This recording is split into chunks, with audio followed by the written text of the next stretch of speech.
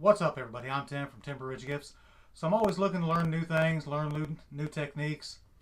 There's always more than one way to do things, and you're never too good that you can't learn a new method.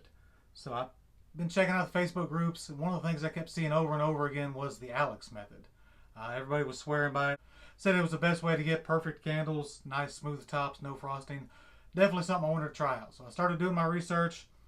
Really couldn't find a whole lot about it. In fact, if you Google Alex method, all you're actually going to find is something called the Alexander technique, which has something to do with improving your posture.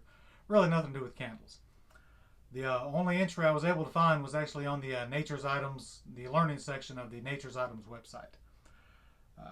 Give you a little backstory on that.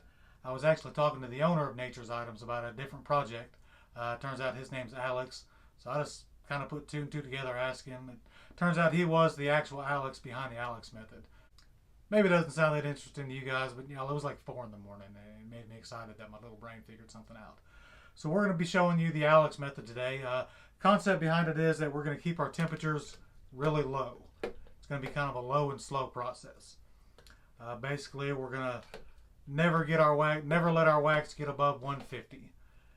Then we're going to pull it off, add our fragrance and our dye, let that cool till it gets to about 100 degrees. Then we're going to pour, and supposedly that's going to give us the perfect candle. So we're going to go ahead and start that. We've already got it started. We've got our wax melting. We're going to be using a 464 with a 12% fragrance load. We're going to be pouring into 12-ounce Libby jars. So we've already got the wax started. This is really the trickiest part about it, not letting our temperature to get up that high. It's going to take a really low setting on whatever heating element you're using, and it's going to take a lot of stirring. So we're going to go ahead and get our wax melted. We're going to watch the temperature on it, and we'll come back once this is ready. Okay, so we've got this up to temperature. It's a little bit trickier than it looked. The trick behind it is to just constantly keep stirring it, breaking it up, and just gradually step your wax up. If you set it on high and just try to think you're going to pull it off when it gets to 150, it's going to skyrocket on you. So just start off as low as you can. Just let it slowly melt. Continually break it up and stir it, and you can just bump your heat up in small increments. So at 150 now, so we're going to go ahead and add our dye and fragrance oil.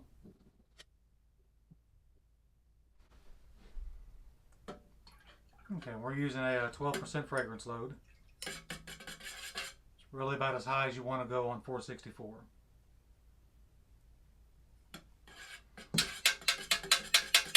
Okay, so we're just going to stir this up real good. Okay, so now we're just going to let this sit till it's time to pour. We're going to pour right around 100 degrees, right around when this starts to turn cloudy. So we're just going to let this sit till we're ready to pour. Okay, so we're ready to pour. Our temperature's right at 100 degrees. If I could describe it, I'm not going to show it on camera because it wouldn't really show, but if I could describe it, it's definitely turned cloudy. You can see like a really light film forming on top of it. So that means we're ready to pour. We're going to go ahead and give it one last stir and make sure everything's mixed up real well. Now before we pour, just a couple things to point out.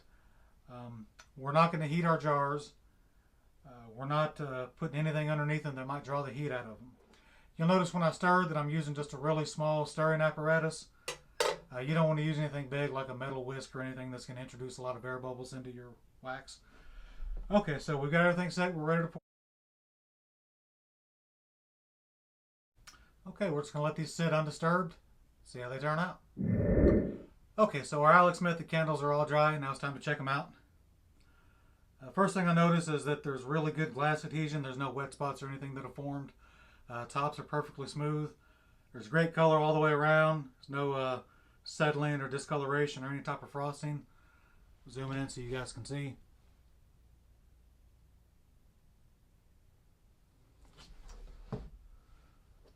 So don't know what else to tell you about it other than I'm a believer.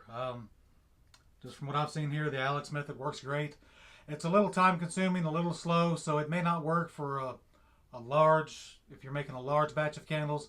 But for just a small batch, maybe up to 12, it'll work great. I'm definitely a believer. If you guys want to check out the Alex method in written form, I'm going to leave a link to the Nature's Item learning section so you guys can see it written out. Definitely give this a try. See what you guys think about it. See what kind of results you get at home. Let me know in the comments. Make sure you subscribe to my channel. Stay tuned for more videos. Thanks for watching, y'all.